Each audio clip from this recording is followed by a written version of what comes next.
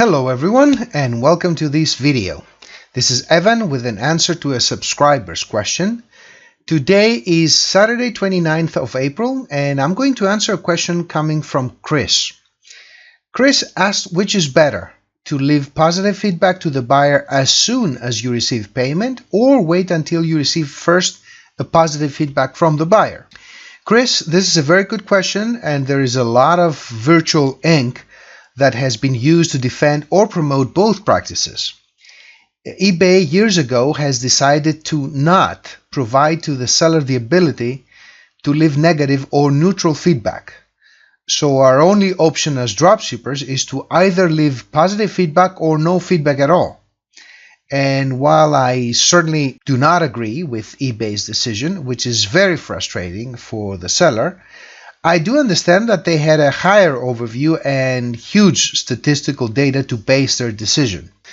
So that is that, and at this point we have to decide how to go about the current situation. To give you a short answer, I would say that it's not about better or worse, right or wrong. Both practices are accepted by eBay and actually supported by eBay's system. So whatever you choose is just fine. Personally, I had the same dilemma as you do when I started, and what I did was to read forums, check on eBay, ask other dropshippers, and I finally made a decision which I have followed in all of my stores.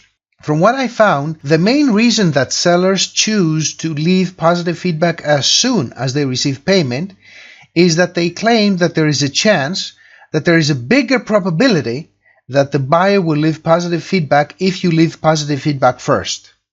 So in the long run, you will have more positive feedbacks than the other option. All the dropshippers I know require immediate payment from their clients. So I don't think that a buyer who pays to get a product is a good buyer. Paying should not be the reason that somebody gets a positive feedback. A good buyer is someone who pays, who does not create problems with his behavior after the purchase, who does not open cases without contacting you first, who does not try to scam the seller, who does not abuse the return system, who does not try to extort the seller or try to use loopholes for his own personal gain, and finally, who will leave positive feedback if he or she is satisfied with the service provided. So personally, I have decided to leave automatic positive feedback to my buyers after they leave positive feedback. Those who don't leave positive feedback or leave neutral or negative feedback will not get a positive feedback from me.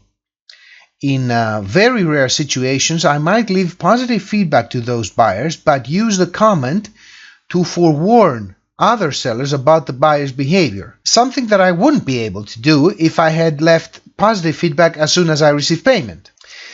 Right now, in all of my stores, I have around 20,000 sales and 6,300 feedback, which is a bit less than 1 out of 3.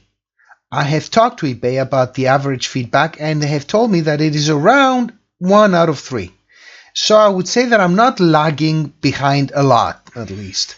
Maybe I would have 100 or even 200 more feedback, but at this stage, it doesn't make a difference anymore. Chris, I don't know if my answer has covered you. I try to answer it according to my experience, which is obviously subjective. So I would urge you to collect more information and make your own decision. If you need any clarification, please do let me know. Now, to end this tutorial, let me show to everyone where you can find the settings for the automatic feedback. I have been using the Anchor store for years now, so I don't remember exactly what are the requirements for having these options enabled. But let me show you first. You have to go to my eBay to selling, where you go to your seller hub. And now I have deleted everything so that I didn't have to blur everything up.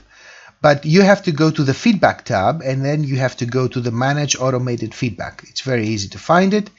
And there you have it. There you have the two options where you can check if you automatically want to leave the following positive feedback. You can also edit the stored comments that you can leave, and eBay chooses randomly among the stored comments.